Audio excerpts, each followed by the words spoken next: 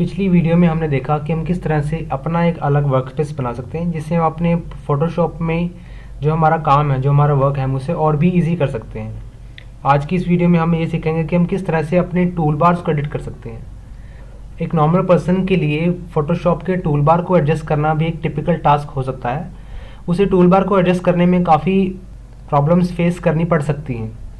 आज हम tool bar को एडिट करने के बारे में देखेंगे कि हम किस तरह से लेफ़्ट साइड के इस टूल बार को एडिट कर पाते हैं। तो सबसे पहले मैं आपको ये बताना चाहूँगा कि हर टूल बार का अपना एक अलग शॉर्टकट होता है, जिसे आप यहाँ पर देख सकते हैं। अगर आप किसी भी टूल बार पर माउस को होवर करें तो आप उसके शॉर्टकट को देख सकते हैं, जैसे कि लैसो टूल का L, क्रॉप टूल का C, मूव टूल का V। इसी तरह से बाकी सभी टूल्स के अपने अपने सभी शॉर्टकट्स हैं। अगर आपको ये जो टूल टिप है ये विजिबल नहीं हो रही है तो इसके लिए आपको फ़ोटोशॉप में एडिट में जाना होगा, देन प्रेफरेंसेस में। आफ्टर दैट आपको जाना पड़ेगा टूल्स में। टूल्स के बाद अगर आपके पास यहाँ पर ये डिसेबल है तो प्लीज़ उसे इनेबल कर दीजिए। अगर आप इसे डिसेबल रखते हैं तो आप इस होवर के शॉर्टकट की को या डिस्क्रिप्शन को नहीं देख पाएंगे। मैं इसे ओके करता हूँ।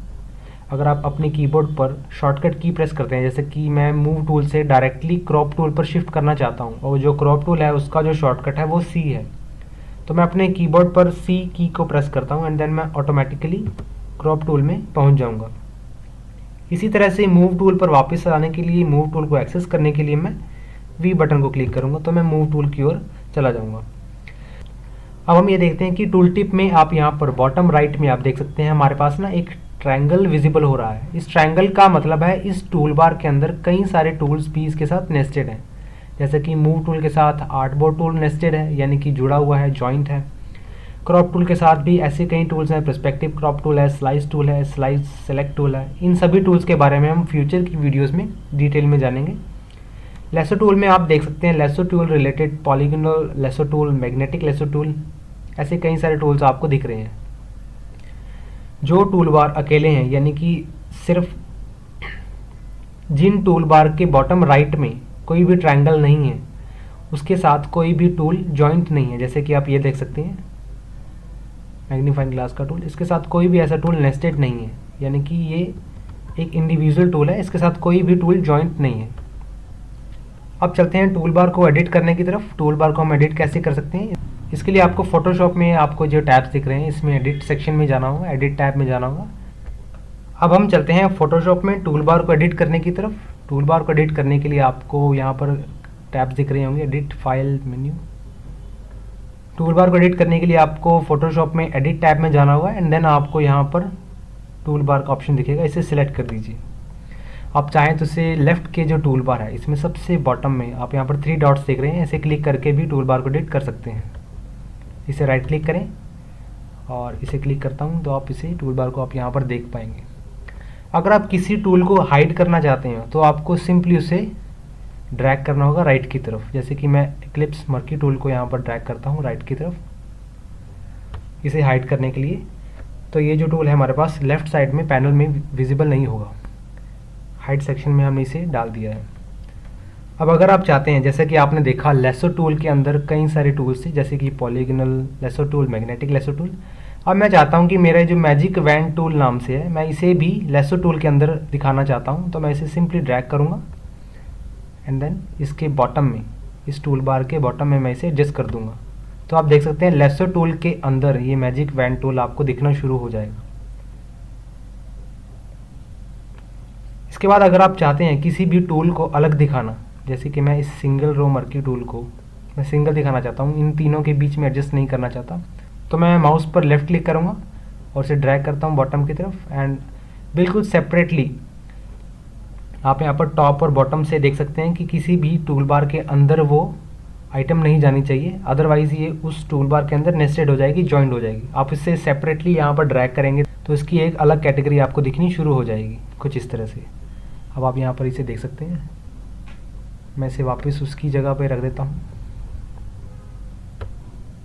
एंड देन आपका जो टूल बार है आप यहाँ पर एडिट कर सकते हैं। मैं मैग्नेटिक लेसो टूल को यहाँ हाइड कर देता हूँ।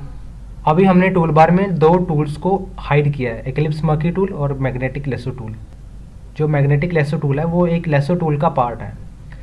इस प्रीसेट को सेव करने के लिए आपको इस बटन पर क्लिक करना होगा ताकि आप इसे फ्यूचर में भी यूज़ कर पाएँ। मैं सेव प्रीसेट के बटन पर क्लिक करता हूँ और इस प्रीसेट को नाम देता हूँ माई टूल बार एंड देन मैं इसे सेव करता हूँ। उसके बाद डन के बटन पर क्लिक करेंगे एंड अब आप देख सकते हैं लेसो टूल के अंदर मैग्नेटिक लेसो टूल नाम से जो टूल था वो हमने हाइड किया था, वो यहाँ पर डिसेबल हो चुका है। इसी तरह से अगर आप चाहते हैं कि आपका ये tool bar by default selected हो, जैसा कि पहले था वैसा ही हो जाए, उसके लिए आपको टूल बार में एडिट करना होगा। मैं यहाँ पर टूल बार को एडिट करता हूँ एंड देन रीस्टोर डिफ़ॉल्ट्स के इस बटन पर क्लिक करूँगा। उसके बाद आपका जो टूल बार ये रीसेट हो जाएगा जैसा कि पहले था बाय डिफ़ॉल्ट जो फोटोशॉप द्वारा प्रोवाइडेड था। अब हम चलते हैं अपने अगले शॉर्टकट की तरफ। अगले शॉर्टकट पे आप ये देख पाएंगे। अब हम चलते हैं अपने अगले स्टेप की ओर। अगर आप अपने इस प्रीसेट को दोबारा से लाना चाहते हैं, दोबारा से उस टूल बार को देखना चाहते हैं, तो आपको एडिट में टूल बार में लोड प्रीसेट के बटन पर क्लिक करना होगा। तो आपने जो पहले टूल बार सेव किया था उसे यहाँ पर लोड कर पाएंगे एंड देन सेव करते ही इसे डन कर दीजिए। तो आपका जो टूल बार पहले था ये उसी तरह का आपको विजिबल होना शुरू हो गया है। मैं इसे डिफ़ॉल्ट में रख देता हूँ जैसा कि पहले था।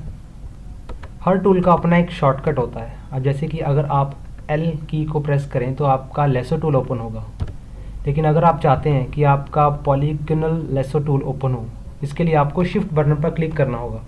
यानी कि कीबोर्ड पर शिफ्ट दबा के रखें एंड देन L क्लिक करें। इसे डबल टाइम करें दूसरी आइटम को सिलेक्ट करने के लिए। अगर आप इसे 3 बार सिलेक्ट करते हैं तो आप तीसरी आइटम को भी सिलेक्ट कर पाएंगे। इसी तरह से आप देख सकते हैं कि शिफ्ट दबाने पर ही हम टूल्स को शिफ्ट कर पा रहे हैं, टूल्स को चेंज कर पा रहे हैं। लेकिन मैं चाहता हूं कि सिंगल L क्लिक में मेरे ये जो लाइन बाय लाइन टूल हैं वो विजिबल होने शुरू हो जाएं। इसके लिए हमें एडिट में जाना होगा, देन प्रेफरेंसेस एंड टूल्स। मैं यहाँ पर शिफ्ट के इस की को यूज़ शिफ्ट की फॉर टूल स्विच, यानी कि टूल को स्विच करने के लिए आपको शिफ्ट की दबानी होगी। मैं इस चेक को डिसेबल कर देता हूँ एंड देन ओके करता हूँ।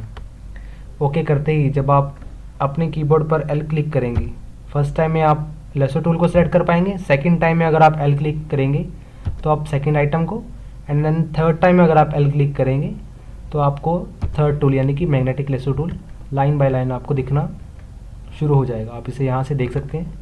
इसके लिए आपको शिफ्ट बटन को दबाने की ज़रूरत नहीं है, लेकिन अगर आपको प्रीवियस सेटिंग्स आप अप्लाई करना चाहते हैं तो आप एडिट में प्रेफरेंसेस में टूल बार के ऑप्शन में जाकर प्रेफरेंसेस में टूल्स के ऑप्शन में जाकर उसे चेक को इनेबल कर सकते हैं। अभी के लिए मैं इसे डिसेबल रखता हूँ, आप इसे अपने अकॉर्डिंगली कस्टमाइज़ कर सकते हैं। तो आज की वीडियो में हमने ये देखा कि हम किस तरह से अपने टूल बार को एक्सेस कर सकते हैं। आज की इस वीडियो में हमने देखा कि हम किस तरह से अपने टूल बार को मैनेज कर सकते हैं अपने वर्क फ्लो के अकॉर्डिंग।